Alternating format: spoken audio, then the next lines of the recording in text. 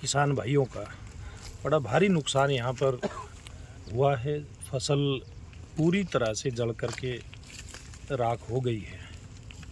मैं नहीं कह सकता कि इसमें कोई 1% कोई इसमें बचत किसी प्रकार की रही है। साथ में बड़े दरख्त भी हैं।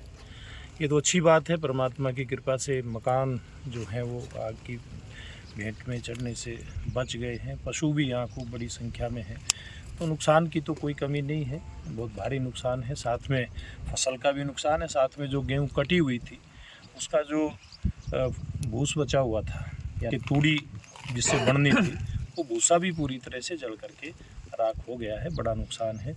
मैंने अधिकारियों से भी बात करी है, किसान भाइयों से भी बात करी है, और हमारे किसान नेता, प्रमुख किसान नेता हैं हमारे जोगेंद्र जी, ये भी यहाँ इनके दुख तकलीफ़ जानने के लिए आए हैं, नुकसान का जायज़ा लेने के लिए आए हैं।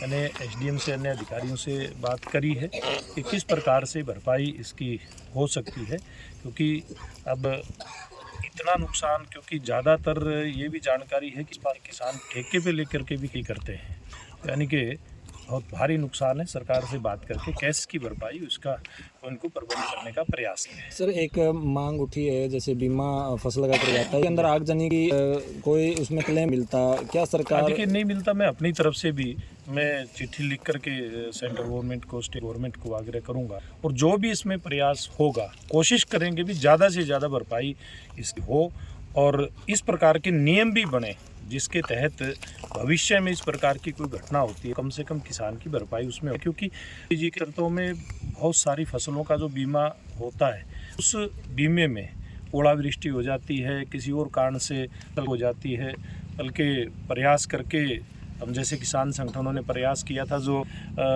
नरमा कपास की फसल है वो सुंडी से ख़त्म हो जाए, उसका मुआवजा उसमें नहीं आता था, उसका क्लेम नहीं आता था बीमा कंपनी से, उसका भी पिछले कुछ सालों से करवाया, तो किसानों की बहुत आने पर भरपाई हुई है। लेकिन आगजनी के कारण से कोई भरपाई इसमें नहीं है। पूरा प्रयास करेंगे कि कैसे किसानों की भरपाई इसके माध्यम से हो। सर, एक राजनीति से हटके सवाल पूछना चाहूँगा, सामाजिक हो रहा है जब